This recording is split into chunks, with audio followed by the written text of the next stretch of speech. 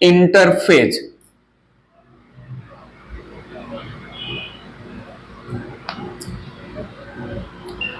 Interphase थोड़ा समझिएगा, कल हमने एक पाई डायग्राम बनाया था तो वहां पर इंटरफेज में G1 S G2 followed by M phase. क्या मैं बोलूं इंटरफेज एक बार माइटोसिस होकर नए सेल बन गए, फिर से जो है नए सेल ने तैयारी किया, फिर से एक बार माइटोसिस हुआ, फिर से नए सेल बने। दो माइटोसिस के बीच का जो प्रिपरेटरी फेज है, can I call that phase as interphase. तो पहला पॉइंट मैं यहां पर लिख रहा हूं इंटरफेज, इट इज फेज या it is time duration, it is phase या time duration between two mitosis, between two mitosis, thus also called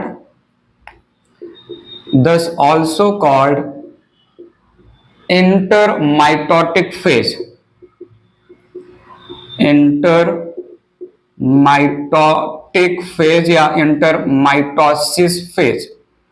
आइए थोड़ा मैंने इंटरफेज को डिफाइन किया कि इंटरफेज में क्या होगा, न्यूली फॉर्म्ड सेल और न्यूक्लियस।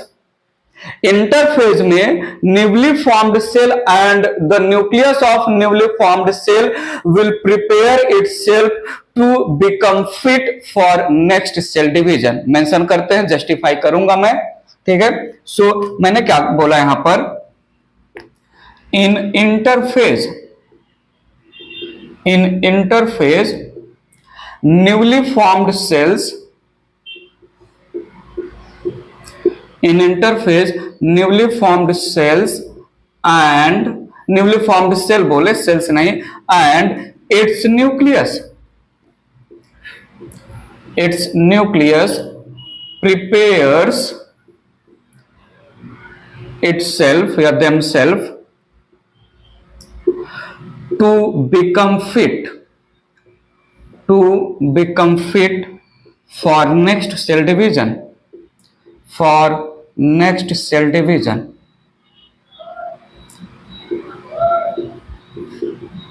इंटरफेज एक ऐसा फेज है जहां पर cell a lot of changes के थ्रू जाएगा and this lot of changes में सेल एक्चुअली अपने आप को प्रिपेयर करेगा for actual division phase, for actual M phase में एंट्री करने के लिए सेल जो भी प्रिपरेशन कर रहा है उस फेज को हमने बोला इंटरफेज। सो मेंशन करते हैं, बाद में सारे पॉइंट हम जस्टिफाई करेंगे। इन interphase new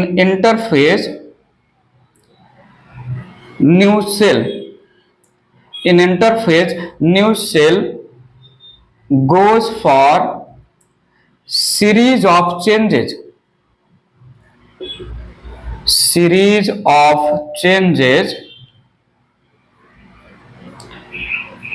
to participate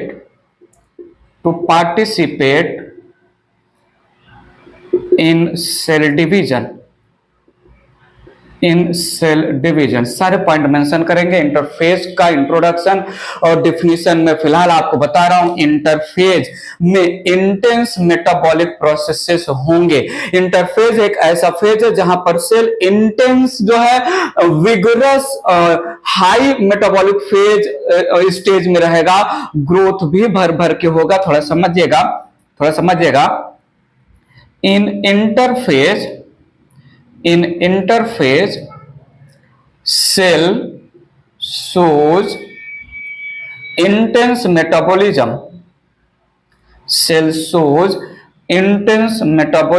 and growth.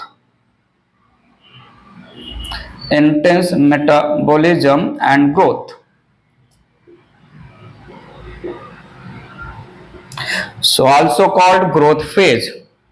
So it is also called growth phase. समझेंगे, पॉइंट सारे समझेंगे। फिलहाल जो है मैं यहाँ पर लिख के क्लियर कर रहा हूँ theory point. So also called growth phase, थोड़ा सुनिएगा।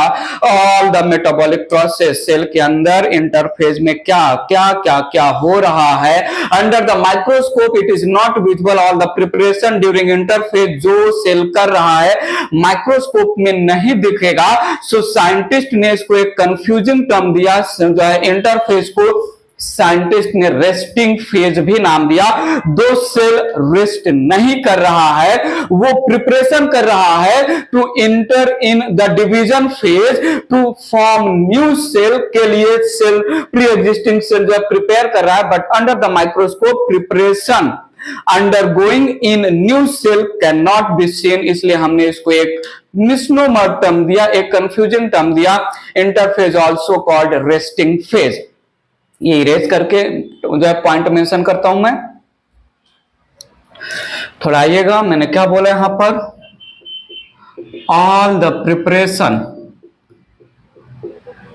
all the preparations occurring, all the preparations occurring during interphase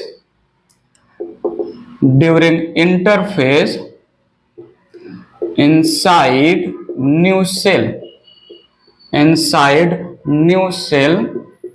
are not visible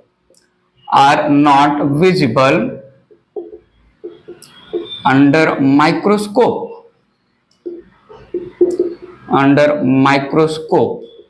So scientist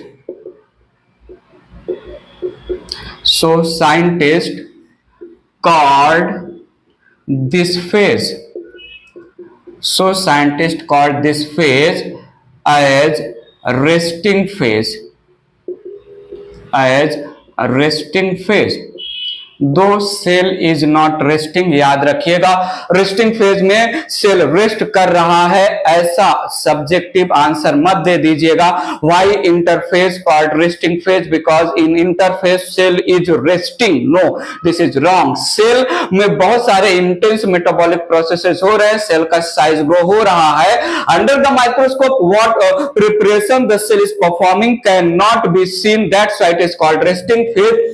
During interphase, the cell will prepare energy rich molecules so that energy rich molecule can be used during cell division।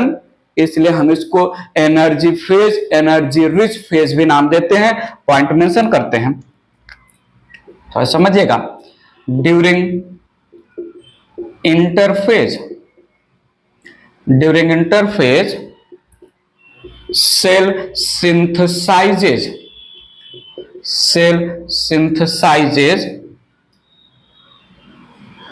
energy rich molecules, that is ATP, which will be used in cell division phase, या इन M phase,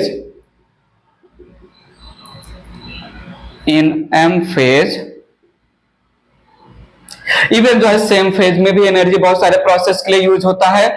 दस also called energy phase, या energy rich phase भी इसको हम नाम देते हैं।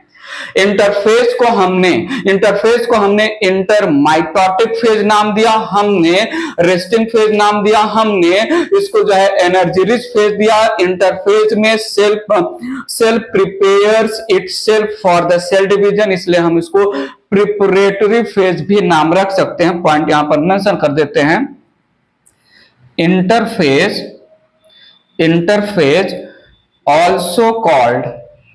Interphase also called preparatory phase,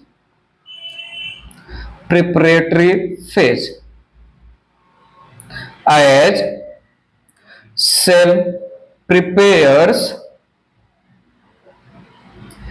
itself for division। हमने जो प्रीवियस लेक्चर में पाई डायग्राम में मेंशन कर दिया था कि इंटरफेज सेल साइकिल का 95% टाइम कंज्यूम करेगा। वेल इंटरफेस कितना टाइम कंज्यूम करेगा? इंटरफेस का exact timing different different organism में डिफरेंट हो सकता है। मेंशन करके आगे बढ़ते हैं, चलते आगे। मैंने पॉइंट लिखा, interface takes 95% time of total cell cycle and it greatly varies in different organism। आइए समझिए मैं क्या बोल डाला मैंने। जो है प्रीवियस लेक्चर में cell cycle sequential event genetically controlled, जहां पर सेल अपने आप को प्रिपेयर करेगा for the cell division. Cell cycle को दो जो है मेन फेज में डिवाइड किया, इंटरफेज और माइटोटिक फेज। अब मैं इंटरफेज को डिटेल में ले चल रहा हूं। मैंने इंटरफेज को बोला, इंटरफेज दो माइटोसिस के बीच का प्रिपरेशन फेज है, इसलिए हमने इसको इंटरमाइटोटिक फेज बोला। इसमें जो है प्रिपरेशन विजिबल नहीं है, इसलिए हमने इसको रेस्टिंग फेज बोला। Energy rich molecule through out interphase जो है प्रिपेयर किए जाएंगे, सेल सिंथेसाइज करेगा, इसको एनर्जी फेज बोला हमने। यहां पर ग्रोथ होगा, सेल का इंटेंस मेटाबॉलिज्म होगा, सेल साइज में ग्रो करेगा, nucleus cytoplasmic ratio, surface area volume ratio भी डिस्टर्ब होगा। हमने इसको ग्रोथ फेज भी नाम दिया। तो ये सारे पॉइंट मैंने मेंशन कर दिए। All the series of changes, सुनिए तो सही, all the series of changes that occur in newly formed cell through which the newly formed cell will prepare itself for the division में जो सीरीज ऑफ चेंजेज है, इस series of changes को हम तीन सब फेजेस या तीन पार्ट्स में स्टडी करेंगे। सेल क्या क्या जो है चीजें प्रिपेयर करेगा, कौन से समय क्या प्रिपरेशन करेगा, हम इसको तीन पार्ट में डिवाइड कर रहे हैं। तो सुनिएगा, मैंने यहां पर बोला series of changes that occur during interphase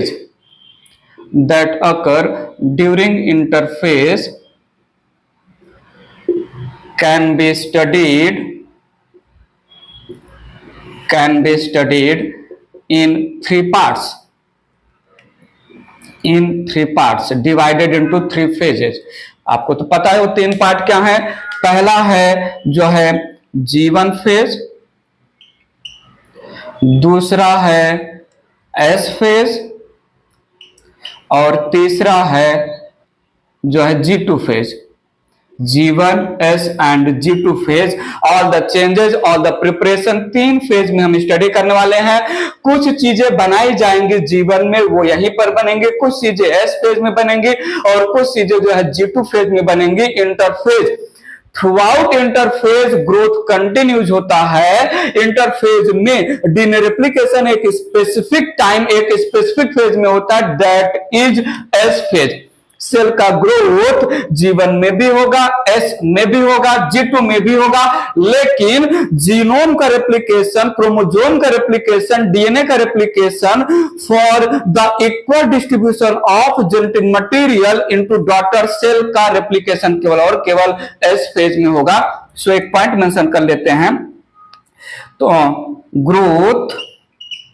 growth of cell is continuous process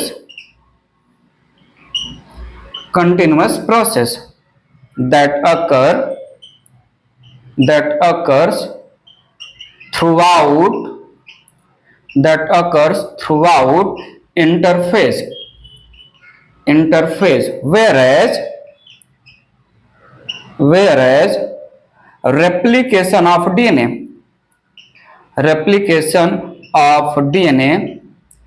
occurs only in specific phase, only in specific phase, that is S phase हम बात करेंगे। सो सीरीज ऑफ चेंजेस, जहां पर सेल अपने आप को प्रिपेयर करेगा different things को सिंथेसाइज करके। उस ऑल द प्रिपरेशन को 3 फेज में हमने डिवाइड किया। इसमें क्या होगा, इसमें क्या होगा, इसमें क्या होगा, 1 बाय 1 चलते हैं, समझते हैं सारी चीजें। मैं आगे पीछे जो कनेक्ट करता रहूंगा। फिलहाल तो मैंने इंट्रोडक्शन ऑफ इंटरफेज और थियरी और डिफरेंट नेम यहां पर रखा।